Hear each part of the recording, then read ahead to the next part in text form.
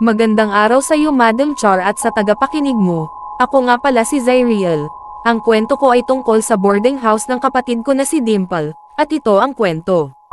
Ang nilalang sa lumang bahay. Unang beses palang makita ni Dimple ang boarding house, alam na niyang may kakaiba sa lugar na iyon. Tahimik ang kalsadang kinaroroonan nito, na halos tabing kalsada lamang mula sa unibersidad. Malapit sa boarding house ay nakatayo ang mga luma at abandonadong bahay na tila nilulumot na ng panahon. Bagamat maayos at malinis ang boarding house, may kakaibang bigat sa paligid na hindi niya maipaliwanag.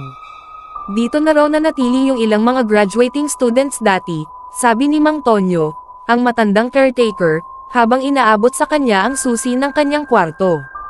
Tahimik dito. Tamang-tama sa mga estudyanteng gusto ng katahimikan para makapag-aral ng mabuti. Salamat po, Mang Tonyo, sagot ni Dimple, ngunit hindi niya mapigil ang mapansin ang alanganin ng ngiti sa mukha ng matanda.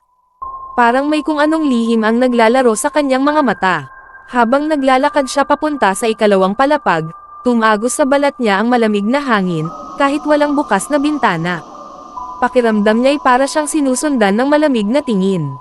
Pagdating niya sa pinto ng kanyang silid, natigilan siya saglit.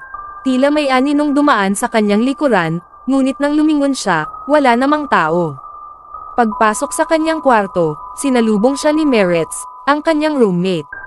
Masayahin at palakaibigan si Mari, laging may kwento tungkol sa mga nakaraang boarders. Ngunit nang itanong ni Dimple kung bakit may bakanteng kwarto sa dulo ng pasilyo, natahimik si Mari. Kwarto yon ni Grace. Matagal na siyang wala, mahinang sabi ni Mari. Sabi-sabi, nagbigti raw siya sa loob ng kwartong iyon. Naramdaman ni Dimple ang panlalamig ng kanyang mga kamay. Bakit? Anong nangyari? Hindi ko alam ang buong kwento, pero matagal na raw siyang may naririnig na mga bulong sa loob ng bahay. Sinubukan niyang huwag pansinin, pero nung bandang huli, hindi na raw niya kinaya. Isang gabi, bigla na lang siyang natagpuan ni Mang Tonyo, nakabitin sa kisame. Tumahimik sila saglit, at sa katahimikan ng kwarto, tila may naririnig si Dimple, mahina, halos bulong na tunog, parang ugong ng hangin. Hindi niya maiwasang mapatingin sa pintuan, sa dulo ng pasilyo, kung saan naroon ang room 6, ang silid ni Grace. Simula ng mga bangungot, simula ng gabi ng kanyang unang pagtulog sa boarding house, hindi na naging mapayapa ang gabi ni Dimple. Unay mga simpleng tunog lamang, tulad ng mga yabag sa sahig ng pasilyo, kahit wala namang ibang gising sa bahay. Minsan ay parang may naririnig siyang mahinang iyak o paghinga malapit sa kanyang bintana, ngunit tuwing sisilip siya, walang tao. Isang gabi, habang nag-aaral siya sa kanyang mesa, naramdaman niya ang malamig na hangin na tila dumaan sa likod niya. Bumangon siya para isara ang bintana, ngunit laking gulat niya nang mapansin na ito'y sarado na. Paanong may hangin? Sa kanyang paglingon pabalik sa mesa, doon niya nakita sa kanyang peripheral vision, ang isang anino. Sa gilid ng kanyang mata, parang may hugis ng isang taong nakatayo sa may pintuan ng silid. Nang mabilis siyang humarap dito, wala namang tao. Ngunit naruroon pa rin ang bigat ng pakiramdam, na parang may ibang nilalang nakasama niya sa kwarto. Unti-unti, bawat gabi ay tila may nagmamasid sa kanya. Minsan, nagigising siya sa kalagitnaan ng gabi na parang may nararamdamang mabigat na presensya sa kanyang tabi. Minsan pa'y tila may humihila sa kanyang mga kumot, ngunit nang sisilipin niya, wala namang tao. Sa isang pagkakataon, habang tahimik silang nanunood ni Mari ng pelikula, bigla na lang bumukas ang pinto ng kanilang kwarto, kahit alam nilang sila lang ang nasa boarding house ng gabing iyon. Saglit silang nagkatitigan, parehong nag-aalangan kung lalabas o mananatili sa silid. Banyagang pagdalaw. Ilang linggo na ang lumipas at unti-unting bumibigat ang pakiramdam sa boarding house.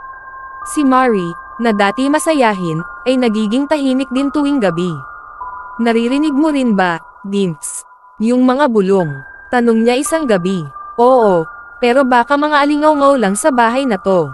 Luma na kasi, pilit na sagot ni Dimple, bagamat alam niyang hindi iyon ang tunay na dahilan. Sa loob ng boarding house, hindi lang ito mga ordinaryong ingay. May nilalang na tila gustong makipag-usap, o gustong magpahamak. Isang gabi, hindi inaasahang nawalan ng kuryente sa buong lugar. Madilim ang buong bahay, at tanging ang maliit na ilaw mula sa mga cellphone nila ang nagsilbing liwanag. Tahimik si Mari habang nakahiga, ngunit si Dimple ay hindi mapakali. Nasa ilalim ng kanyang kumot, nanginginig ang buong katawan. Sa kalagitnaan ng gabi, habang nakahiga siya, narinig niya ang mga yabag. Mula sa dulo ng pasilyo, papalapit ng papalapit. At kasabay nito, narinig niya ang tunog na mas ikinapanindig ng kanyang balahibo, ang mahinang tunog ng lubid na umiikot at unti-unting naghihigpit. Sa labas ng kanilang silid, tila may tumitigil sa tapat ng room 6. Napahinto si Dimple, nanginginig. Alam niyang naroon ang nilalang na sinasabi ni Mari. Bagamat hindi siya naniniwala noon, ngayon ay ramdam na ramdam niya ang presensya. Nang tila wala nang magawa, narinig niyang bumukas ang pinto ng room 6, at sa kabila ng dilim, isang mabigat na anino ang dahan-daang bumagsak mula sa kisame, tila isang katawan na nakabitin. Ngunit bago pa man siya makasigaw, nagising si Dimple mula sa tila isang bangungot. Hinihingal, basa ng pawis ang kanyang noo. Tiningnan niya si Mari na mahimbing na natutulog. Ngunit ang nakakapangilabot, kahit gising na siya, naririnig pa rin niya ang mahinang tunog ng umiikot na lubid mula sa room 6. Huling pagtakas, hindi kinaya ni Dimple ang takot at sunod-sunod na pangyayari. Kinaumagahan, nagdesisyon siyang lisanin ang boarding house. Pakiwori niya, araw-araw ay nagiging mas malapit ang nilalang na sumusunod sa kanya. Bago pa man siya makaalis, isang huling pagtatapos ng gabing iyon ang bomb alert sa kanya, habang inaayos ang kanyang gamit, narinig niya ang marahang pagkatok sa pintuan ng kanyang kwarto. 3 malalakas na katok, wala siyang magawa kundi titigan ang pinto, alam niyang wala namang ibang tao maliban sa kanila ni Mari. Ngunit ang kinakatok ng nilalang, hindi si Mari, hindi si Dimple. Ang kinakatok nito ay ang susunod na biktima ng room 6.